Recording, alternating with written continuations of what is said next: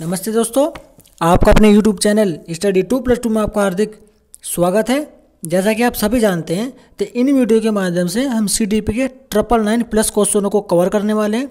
तो आज का ये वीडियो काफ़ी इंपॉर्टेंट होने वाला है, क्योंकि इस वीडियो में हमने एक एक क्वेश्चन को काफ़ी डीपली एनालिसिस करके इस वीडियो में ऐड किया है, ताकि आगे में जो आपकी परीक्षाएँ होने वाली हैं, चाहे वो CTET हो, यूपी टेट हो या अन्य अदर स्टेट टेट हो, तो उसमें जो CDP के जो क्वेश्चन पूछे जाते हैं उसमें आपको काफ़ी हेल्प मिलने वाली है। ठीक है, तो चलिए स्टार्ट करते हैं अपना वीडियो, और वीडियो में अंत तक जरूर बने रहिएगा। ठीक है, देखिए पहला ही क्वेश्चन देखते हैं हम।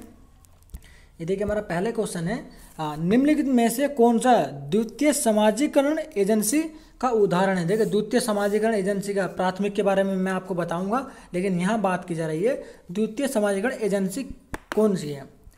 नंबर 1 में दिया गया परिवार एवं मीडिया, सेकंड में दिया गया विद्यालय एवं मीडिया, थर्ड में दिया गया मीडिया एवं पास पड़ोस, और फोर्थ में दिया गया परिवार एवं पास पड़ोस। तो देखिए द्वितीय समाजीकरण एजेंसी की बात की जा रही है, तो यहाँ हमारा हो जाएगा सेकंड वाला बिल्कुल सही, विद्यालय एवं मीडिया। ठीक है, विद्यालय एवं मीडिया द्वितीय हो जाती है। अगर हम प्राथमिक की बात करें तो परिवार एवं पास पड़ोस हमारे समाजीकरण के प्राथमिक होते हैं, प्राथमिक एजेंसियाँ होती हैं, और विद्यालय मीडिया सेकेंडरी होती हैं। ठीक है, देखिए इंपॉर्टेंट क्वेश्चन था ये वाला। ये इस क्वेश्चन की बात करूं तो ये आपका यूपी टेट में पूछा जा चुका है। ठीक है, ये वाला क्वेश्चन आपका यूपी टेट में पूछा जा चुका है। ठीक है, चलिए अगले क्वेश्चन चलते हैं। ये देखिए हमारा अगला क्वेश्चन इंपॉर्टेंट है, इसे पढ़ लेते हैं। देखिए निम्नलिखित अवधि में से किसमें शारीरिक वृद्धि एवं विकास तीव्र गति से घटित होता है। कौन सी अवधि है जिसमें शारीरिक विकास तीव्र गति से घटित होता है। देखिए इंपॉर्टेंट क्वेश्चन है ये वाला, ये देखिए इंपॉर्टेंट क्वेश्चन है। ठीक है, हिसाब ना इंपॉर्टेंट लगा लीजिए। ठीक है, ये इंपॉर्टेंट क्वेश्चन है आपका। अगर मैं बात करूँ, ये CTET में भी पूछा गया है और आपका यूपी टेट में भी ये रिपीट हुआ है क्वेश्चन। ठीक है, अब ये बार बार रिपीट होता है आपका। देख लेते हैं कौन सी है। प्रारंभिक बाल्यावस्था एवं मध्य बाल्यावस्था, सेकंड देखते हैं मध्य बाल्यावस्था एवं किशोर अवस्था, थर्ड में लिखा हुआ है किशोर अवस्था एवं वयस्क अवस्था। देखिए वयस्क में कहाँ से हो जाएगा, ये तो ऑप्शन गलत हो गया, व्यस्त तो नहीं होगा। देखते हैं शिशुअवस्था एवं प्रारंभिक बाल्य अवस्था। देखिए ये वाला आंसर बिल्कुल ठीक है हमारा। जो सबसे ज़्यादा तो बाल्य विकास होता है ना, शारीरिक विकास होता है, वो शिशुअवस्था एवं प्रारंभिक बाल्य अवस्था में ही होता है। ठीक है, एक बार जब किशोर हो जाता है, किशोर हो जाता है ना, यानी कि 18+ हो जाता है, तो उसकी जो शारीरिक विकास है वो कम ही होता है, लेकिन इतना नहीं है। तो यहाँ पर देखिए तीव्र की बात की जा रही है, तीव्र। तो शिशुअवस्था और प्रारंभिक बाल्यावस्था में तीव्र गति से घटित होता है। ठीक है, अगला क्वेश्चन पढ़ते हैं। ये देखिए हमारा अगला क्वेश्चन है, काफी इंपोर्टेंट क्वेश्चन है। निम्नलिखित में से कौन सी लॉरेंज कोलबर्ग, देखिए इंपोर्टेंट मनोवैज्ञानिक हमारे लॉरेंज कोलबर्ग द्वारा प्रस्तावित नैतिक विकास का एक अवस्था है। देखिए नैतिक विकास के बारे में इन्होंने बताया लॉरेंज कोलबर्ग में। जो जितने भी हमारे मनोवैज्ञानिक है ना, चाहे वो कोलबर्ग हो, थर्नडाइक हो, ठीक है, डिक बुगर्ट हो, इनके जो सिद्धांत दिए हुए हैं उन्हीं के सिद्धांत पर जो है ना CDP के जो थ्योरिकल बेस्ड क्वेश्चन बनते हैं। ठीक है, तो एक मनोवैज्ञानिक को आप अच्छे से पढ़ लीजिएगा। ठीक है, एक मनोवैज्ञानिक के ऊपर हमने जो है डीपली एनालिसिस करके वीडियो बनाए हुए हैं, उसमें हमने एक पॉइंट को काफ़ी अच्छे से समझाया है। ठीक है, उन वीडियो को आप जरूर देख लीजिएगा। इसी वीडियो के डिस्क्रिप्शन बॉक्स में मैं उनके लिंक शेयर कर दूंगा, वहाँ से आप एक मनोवैज्ञानिक के बारे में अच्छे से पढ़ लीजिएगा। ठीक है, तो कौन सी नैतिक अवस्था है एक, तो हमें बताना है। नंबर 1 में लिखा हुआ है सामाजिक अनुबंधन अभिविन्यास, बी मूर्त संक्रियात्मक अवस्था, तीसरे में उद्योग बनाम अधीनता अवस्था, या फिर डी फोर्थ यानी कि प्रस्तुति अवस्था। तो यहाँ हमारा सही आंसर हो जाएगा ऑप्शन नंबर 1 वाला, बिल्कुल सही, सामाजिक अनुबंधन अभिविन्यास। देखिए नैतिक विकास की बात की गई थी। ठीक है, इसमें अगला क्वेश्चन पढ़ते हैं। देखिए ये देखिए हमारा अगला क्वेश्चन, जटिल बालक के बारे में बताया गया है कि जटिल बालक के लक्षण हैं, यानी कि जो कंफ्यूज बालक होते हैं उनके क्या हो जाते हैं।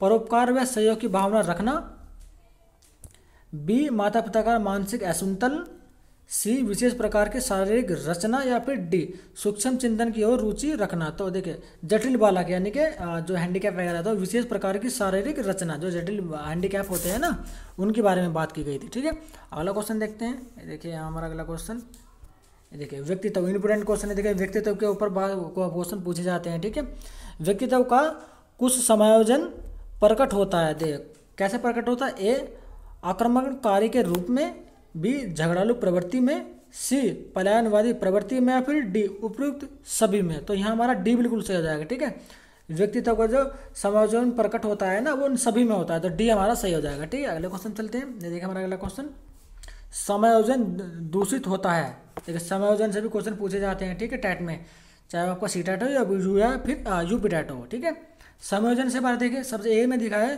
कुंठ से, बी संघर्ष से, सी उपयुक्त दोनों से, या फिर डी धन से। तो यहाँ हमारा ऑप्शन सही हो जाएगा, ऑप्शन नंबर सी बिल्कुल सही। इससे भी होता है और इससे, बी और सी दोनों से होता है, ठीक है। तो सी बिल्कुल सही हो जाएगा। अगला क्वेश्चन पढ़ते हैं। ये देखिए हमारा अगला क्वेश्चन इंपॉर्टेंट है, ठीक है। थोड़ा सा जूम कर लेता हूँ मैं। देखिए इंपॉर्टेंट क्वेश्चन है, व्यक्ति की वह दशा जो किसी निश्चित उद्देश्य पूर्ति के लिए निश्चित व्यवहार स्पष्ट करती है। तो क्या है वो? ए में लिखा है अधिगम, बी अभिप्रेरक, सी आदत, या फिर डी स्व धारणा। तो यहाँ पर सही आंसर हो जाएगा हमारा अभिप्रेरक, ठीक है। अगला क्वेश्चन पढ़ते हैं।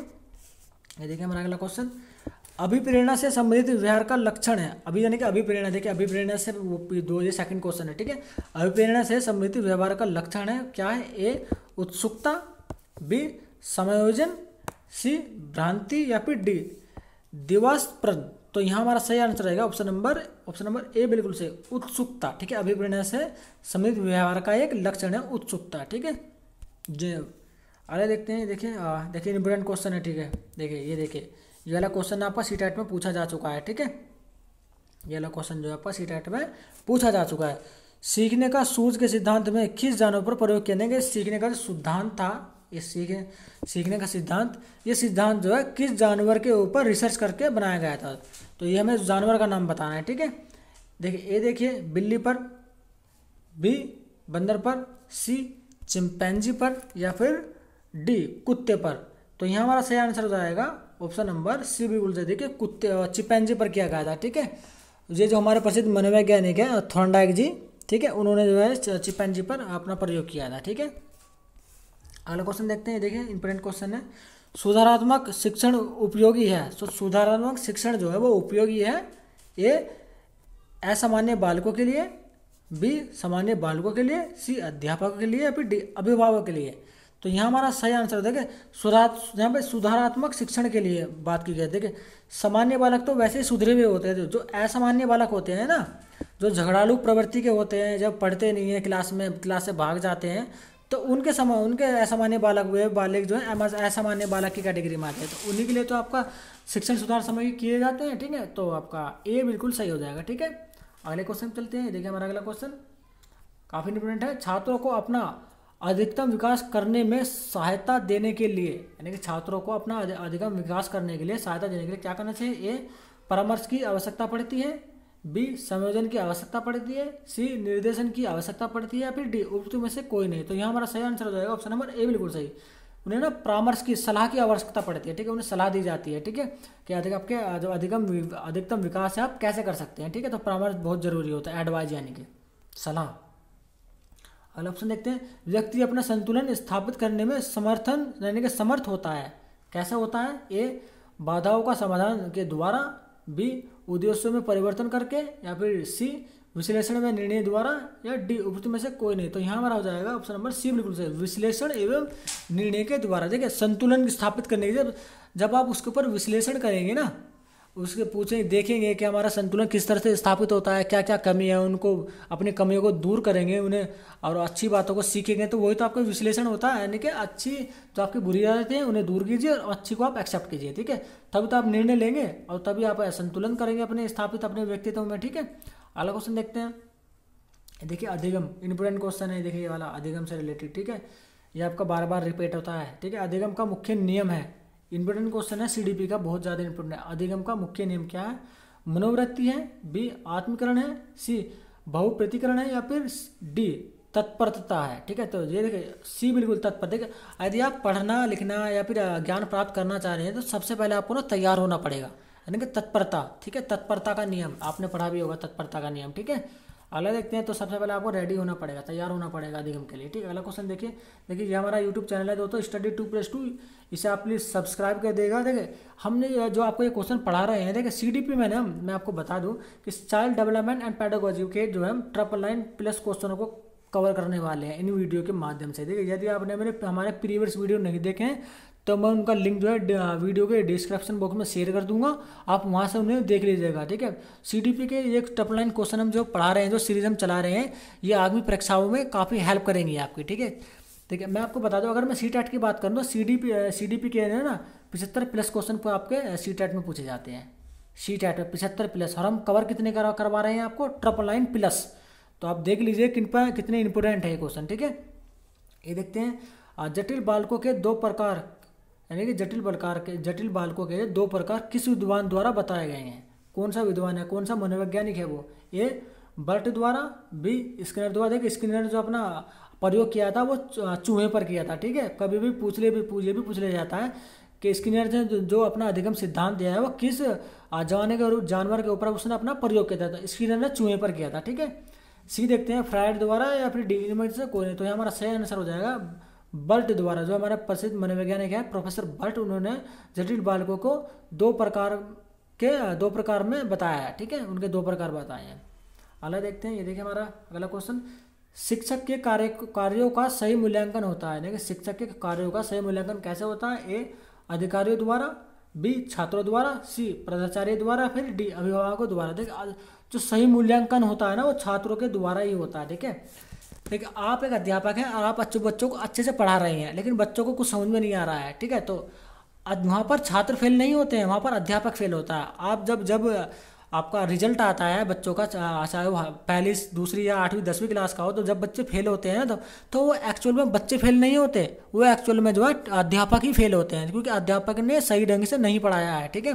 उनके ऊपर उनका सही मूल्यांकन नहीं किया है बच्चों का, कि उन्हें कितना आया है, उन्होंने कितना सीखा है, जिसके कारण वो फेल हो जाते हैं, ठीक है। तो बच्चे फेल नहीं होते, बच्चों के जो टीचर होते हैं, जो अध्यापक होते हैं ना, वो एक्चुअल में फेल होते हैं, ठीक है। अगला क्वेश्चन देखते हैं। देखिए हमारा अगला क्वेश्चन ये रहा, शुभ या अशुभ अवसरों पर दूसरे के घर जाकर आप क्या करते हैं? ये देखिए पैडागोजी का ही क्वेश्चन है ये भी। ए समय के अनुसार कुछ कहेंगे, बी खामोश रहेंगे। देखिए सुख दुख में आप तो उनके पे कुछ तो कहेंगे, खामोश तो बिल्कुल भी नहीं रहेंगे। सी अपनी बात कहेंगे, यानी कि अपनी बात कहेंगे, उनका सुनेंगे नहीं कि क्या दुख है क्या नहीं, ये भी गलत होगा। डी दूसरों की बात सुनेंगे, दूसरों की बात बिल्कुल गलत। तो यहाँ हमारा सही आंसर हो जाएगा ऑप्शन नंबर ए, समय के अनुसार कुछ कहेंगे। यानी कि आप वहाँ पे सिचुएशन को, या देखिए खुशी, वहाँ पर खुशी का कहीं पे माहौल है तो आप देखेंगे, सिचुएशन को समझेंगे कि वहाँ पर किस तरह की खुशी है, फिर उसी से रिलेटेड आप डिस्कशन करेंगे। ये तो होगा नहीं कि वहाँ पर सब बंदे खुश हैं और आप दुखी का शोक वहाँ प्रकट करेंगे, ऐसा तो नहीं होता, ठीक है। तो समय के अनुसार कुछ कहेंगे, ठीक है। अगला क्वेश्चन देखते हैं। देखिए अगला क्वेश्चन, बच्चों में अच्छा संस्कार डालने के लिए उन्हें, यानी कि बच्चों में नैतिक विकास, जो अच्छे संस्कार, तो सही बोलना, झूठ बोलना, ये नैतिक विकास के अंतर्गत ही आता है, ठीक है। तो आप क्या कहेंगे? ये देखते हैं, अच्छा वातावरण प्रदान करना चाहेंगे, बी कन्वेंट स्कूल में पढ़ाना चाहेंगे, डी याद करना दंड देना भी। देखिए मैंने आपको हर एक वीडियो में मैंने आपको बताया कि ये जो जितने भी ऑप्शन होते हैं ना, याद करना, दंड देना, मारना पीटना, बच्चों के अंदर की जो कमियों से उजागर करना, प्रिंसिपल को बताना, क्लासरूम से बाहर निकाल देना, इस तरह के जो ऑप्शन होते हैं ना वो हमेशा ही गलत होते हैं। तो सी तो हमारा गलत हो गया। डी देखते हैं, संयम व्यवहार देना। तो यहाँ हमारा सही आंसर रहेगा ऑप्शन नंबर ए, बिल्कुल सही, अच्छा वातावरण प्रदान करना। देखिए अब से होता क्या है कि वातावरण का देखिए व्यक्ति के या बालक के जीवन पर बहुत गहरा प्रभाव पड़ता है।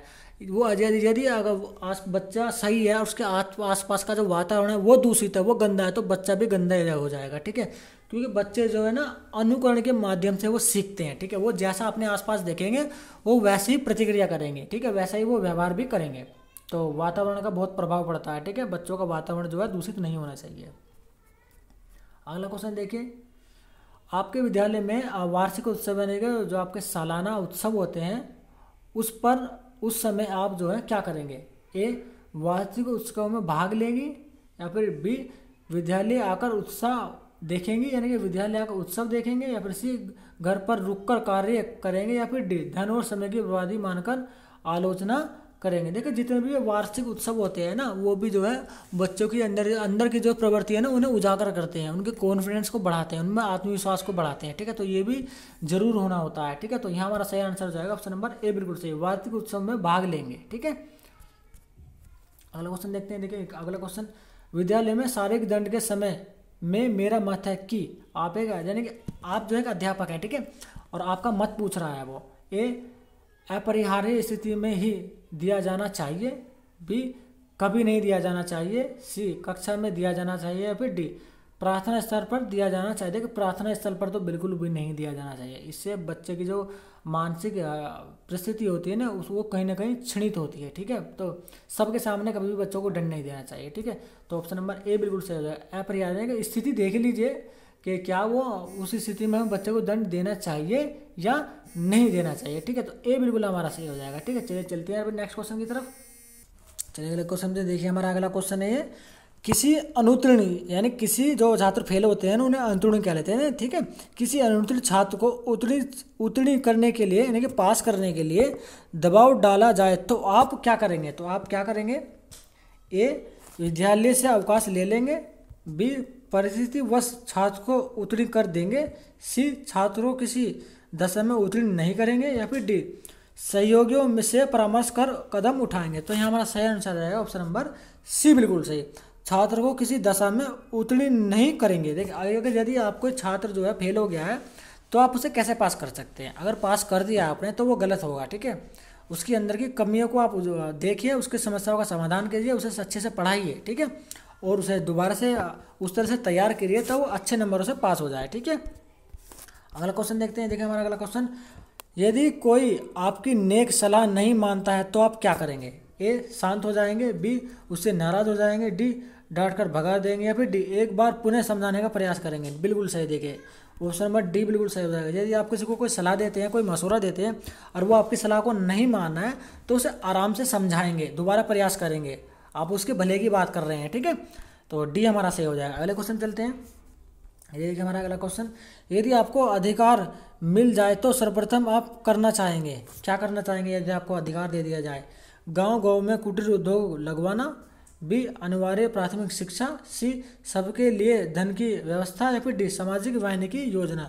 तो यहाँ पर देखिए हम सीडीपी की बात कर रहे हैं, हम शिक्षक की पढ़ाई कर रहे हैं। ठीक है, तो हमें शिक्षा से ही रिलेटेड अपना आंसर भी देना है। ठीक है, ठीक है, तो शिक्षा से रिलेटेड हमें क्या आंसर देना है? तो शिक्षा से रिलेटेड केवल हमारा बी आंसर सही है। ठीक है, बी, अनिवार्य प्राथमिक शिक्षा। देखिए अनिवार्य प्राथमिक शिक्षा ये जो हमारे महात्मा गांधी जी हैं उन्होंने कहा था कि अनिवार्य प्राथमिक शिक्षा देनी चाहिए हर एक बच्चे को। ठीक है, अगला क्वेश्चन पढ़ते हैं। देखिए हमारा अगला क्वेश्चन है, देखिए ये, एक शिक्षिका के रूप में उसी का चयन होना चाहिए जिसमें, यानी कि एक शिक्षक के रूप में उसी लड़की का चयन होना चाहिए, महिला का चयन होना चाहिए जिसमें ए, बच्चों को नियंत्रण करने की योग्यता हो। बी, शिक्षिका बनने की शैक्षणिक योग्यता हो। सी, शिक्षिका बनने की रुचि हो। या फिर डी, शिक्षण की अभिरुचि हो। तो डी हमारा सही है, शिक्षण की अभिरुचि। ठीक है, हमारा सही आंसर हो जाएगा। अगले क्वेश्चन चलते हैं।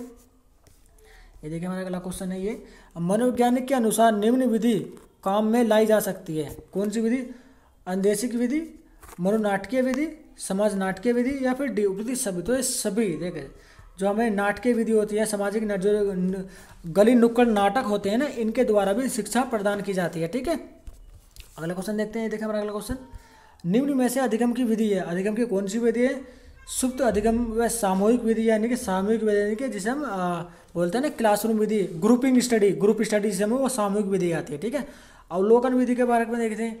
अवलोकन माने कि किसी पर गहन अध्ययन करके जब हम पढ़ते हैं ना तो वो अवलोकन के अंतर्गत है। यानी कि करके, यानी कि सक्रिय रूप से जब हम करके खुद से प्रैक्टिस करके, प्रैक्टिकल जो होते हैं ना आपको स्कूल कॉलेज में जो प्रैक्टिकल होते हैं, जब आप खुद से करके सीखते हैं ना तो आपको अच्छे से समझ में आ जाता है। तो डी हमारा सही आ जाएगा, उपयुक्त सभी, तीनों ही हमारे सही हैं। ठीक है, अगले देखिए प्रभावशाली बालक की समस्या है। तो प्रभावशाली बालक की क्या समस्या है हमें बताना है। ए, स्कूल विषयों व व्यवसायों के चयन की समस्या। बी, गिरोह में शामिल होने की समस्या। बी, अध्यापन संबंधी उपर्युक्त सभी जो प्रभावशाली बालक होते हैं उनकी सभी ये तीनों ही समस्याएं होती हैं उनकी। ठीक है, अगला क्वेश्चन चलते हैं। देखिए मंदबुद्धि बालक, देखिए इंपोर्टेंट क्वेश्चन है ये, इंपोर्टेंट पे जो प्रभावशाली बालक था वो भी इंपोर्टेंट है और ये मंदबुद्धि बालक है, क्योंकि हम चाइल्ड डेवलपमेंट की बात कर रहे हैं इस वीडियो के माध्यम से। हम CDP यानी चाइल्ड डेवलपमेंट एंड पैडागोजी की बात कर रहे थे। तो बुद्धि का बहुत महत्वपूर्ण स्थान होता है बच्चे की डेवलपमेंट में। ठीक है, तो ये क्वेश्चन है बुद्धि से रिलेटेड। मंद बुद्धि बालकों की विशेषता नहीं है, देखिए नहीं है, बताना क्या है? शारीरिक दोष, सीखने की मंद गति। सी, अमूर्त चिंतन का अभाव। या फिर डी, मौलिकता। तो मौलिकता नहीं होती, बाकी ये तीनों होती हैं। ठीक है, अगला क्वेश्चन देखते हैं। ये देखिए हमारा अगला क्वेश्चन, प्रतिभाशाली बालकों की शिक्षण विधि, यानी प्रतिभाशाली जो क्रिएटिव होते हैं ना, जो जिनका बुद्धि लब्धि 120+ होता है, उन्हें वो प्रतिभाशाली बालक की कैटेगरी में आते हैं। तो शिक्षण विधि, संपन्नीकरण। बी, गतिवर्धन। सी, विशिष्ट कक्षाएं। या फिर डी, उपयुक्त सभी। तो ये सभी देखिए ये तीनों जो प्रभावशाली शिक्षण की विधि होती है जो प्रतिभाशाली बालकों के लिए। ठीक है, अगला क्वेश्चन देखते हैं। ये देखिए हमारा अगला क्वेश्चन, निम्नलिखित में से कौन सा शिक्षण विधि प्रगतिवादी सिद्धांतों पर आधारित है। देखिए इंपोर्टेंट क्वेश्चन है, ठीक है। देखिए ये भी यूपी टेट में पूछा जा चुका है, ठीक है। ये वाला क्वेश्चन है प्रगतिवादी सिद्धांत पर आधारित है, ठीक है। प्रश्नोत्तर विधि, आगमन विधि, निगमन विधि, समस्या समाधान विधि, ठीक है। प्रगतिवादी सिद्धांत के बारे में बात की गई थी, जहाँ समस्या समाधान विधि होता है, ठीक है। अगला क्वेश्चन पढ़ते हैं। देखिए हमारा अगला क्वेश्चन, शिक्षकों द्वारा प्राइवेट ट्यूशन करने के संदर्भ में आपका विचार क्या है। जो शिक्षक होते हैं जो प्राइवेट घर पर ट्यूशन देते हैं बच्चों को, जो मजबूर करते हैं कि वो हमसे ट्यूशन ले, तो आपका विचार क्या है उसके बारे में। इस पर कोई रोक नहीं होनी चाहिए। क्या लगता है आपको, कोई रोक नहीं होनी चाहिए? रोक होनी चाहिए, गलत हो गया। बी, इसे कानून बनाकर दंडित किया जाना चाहिए, बिल्कुल किया जाना चाहिए, दंडित किया जाना चाहिए। सी, प्राइवेट ट्यूशन पर रोक लगा देनी चाहिए। देखो प्राइवेट ट्यूशन पर रोक नहीं लगनी चाहिए। क्यों नहीं लगनी चाहिए? कुछ जो अध्यापक स्टूडेंट होते हैं ना, वो जॉब भी करते हैं और पढ़ाई भी करते हैं। और वो पढ़ाई देखिए जॉब तो करते हैं, तो जॉब के साथ साथ तो ट्यूशन लेते हैं टीचरों से, ठीक है। तो प्राइवेट पर रोक तो नहीं लगनी चाहिए। लेकिन डी पढ़ लेते हैं, प्राइवेट ट्यूशन केवल विशेष परिस्थितियों में ही किए जाएँ, ठीक है। ये वाला बिल्कुल सही हो जाएगा, डी। मैंने बताया ना, जो प्राइवेट बच्चे पढ़ते हैं, जो प्राइवेट फॉर्म बच्चे पढ़ते हैं, तो वो प्राइवेट ट्यूशन ही लेते हैं ना, वो स्कूल में जाकर तो शिक्षण ले नहीं सकते। तो विशेष परिस्थिति में ही रोक लगाई जानी चाहिए, ठीक है। अगर आप रोक लगा देंगे तो अन्य बच्चे जो अपना कामकाज में लगे रहते हैं, जो जॉब करते हैं, उनकी शिक्षा का तो दुरुपयोग हो जाएगा, नष्ट हो जाएगी उनकी शिक्षा। वो अध्ययन कहाँ से ग्रहण करेंगे। अगला क्वेश्चन देखते हैं। ये देखिए ये वाला वीडियो भी हमारा कवर हो गया दोस्तों। देखिए काफ़ी इंपॉर्टेंट, देखिए बहुत इंपॉर्टेंट, मैं तो कहूँ बहुत मोस्ट इंपॉर्टेंट क्वेश्चन थे इस वाले में, इस वीडियो के भी, ठीक है। ये देखिए, यदि दोस्तों यदि आपको लगता है कि इस वीडियो के माध्यम से आपको किसी भी तरह की कोई हेल्प हो सकती है, तो हमारे इस यूट्यूब चैनल को आप सब्सक्राइब कर दीजिएगा। तो इसी वीडियो को लाइक तथा अपने दोस्तों के साथ इसे शेयर भी कर दीजिएगा, ठीक है, ताकि आपके दोस्तों को भी इस वीडियो से काफ़ी हेल्प हो सके। जो आपकी आगामी परीक्षाएं होने वाली हैं, चाहे वो सीटेट हो, यूपी टेट हो या फिर स्टेट टेट हो, जो आपकी परीक्षाएं हो रही हैं उसमें CDP से क्वेश्चन पूछे जाते हैं, उन्हें आप आसानी से इन वीडियो के माध्यम से आप हल कर सकते हो, ठीक है। तो चलिए चलते हैं और जल्दी मिलते हैं अपने नेक्स्ट वीडियो में।